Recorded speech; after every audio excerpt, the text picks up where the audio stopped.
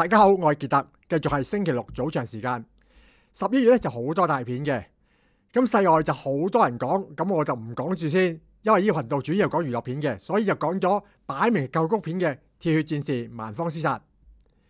劇情咧就係最弱戰士成長記，主角鐵血戰士又係由賊族最弱嘅人阿德。咁咧因為佢太弱啦，佢老豆認為佢唔冇資格做戰士，就諗住處分佢。喺最後一刻，俾阿德嘅大佬救走咗。走咗去另一個星球嘅阿德，為咗證明咗自己係個戰士，就要狩獵不死猛獸加里斯獸。途中遇到合成人蒂亞，同埋一隻奇怪生物。阿德同蒂亞合力追壓制咗加里斯獸嘅時候，俾蒂亞所屬嘅合成人部隊捉住。途中蒂亞放走咗阿德，阿德就為咗救翻蒂亞，就利用呢個星球裏面嘅奇怪生物土法煉鋼製造武器，同合成人部隊決戰。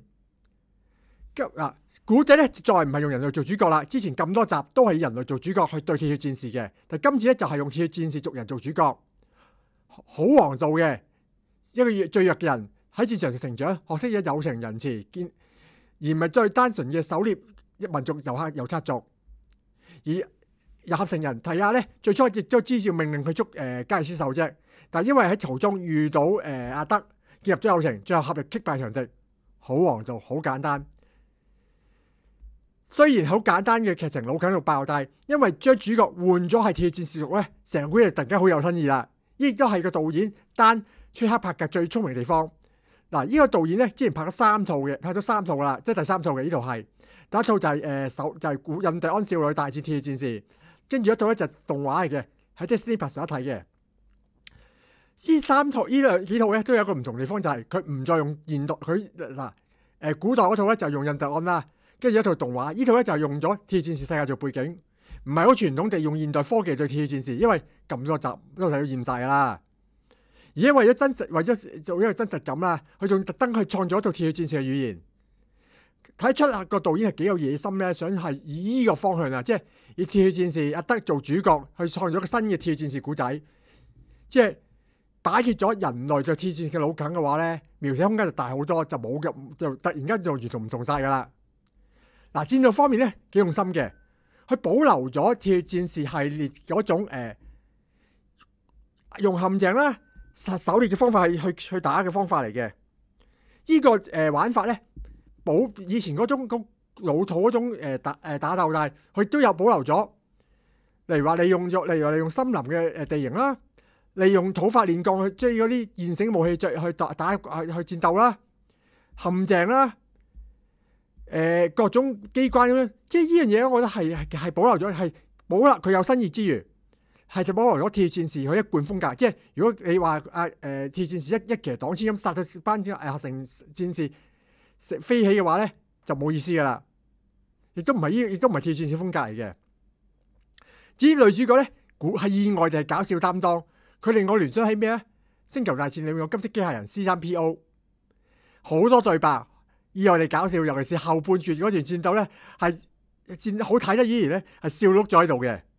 至於奇怪生物幾可愛，而最後一幕咧，即係合成人個首領咧，即係合成人到咗個阿頭啊，提沙咧，去對住加里斯獸咧，令我聯想喺異形續集裏面，史哥尼韋花揸住嗰個工業機械人大戰異形之後嘅畫面嘅。嗱，呢套戲咧有一樣特色就係咩？超級慳錢，女主角一人演2角，演提亞，亦都演埋反派個大家姐泰莎。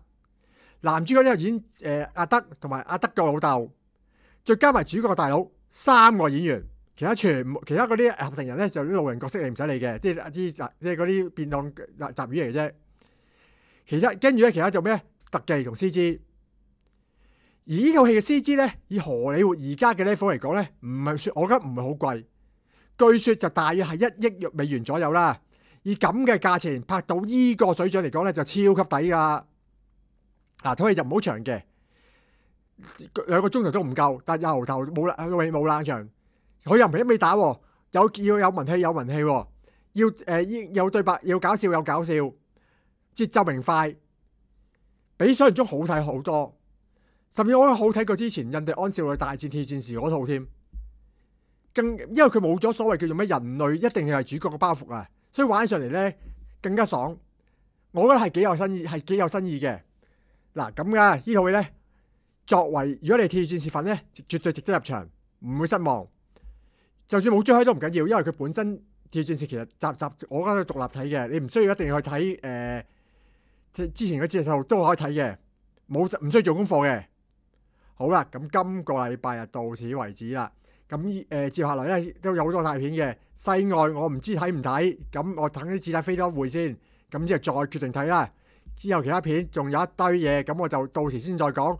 係啦，一定會講嘅就係12月嗰套阿凡達。之前嗰套《死人水之刀》咧，睇到媽媽聲都唔知噏乜。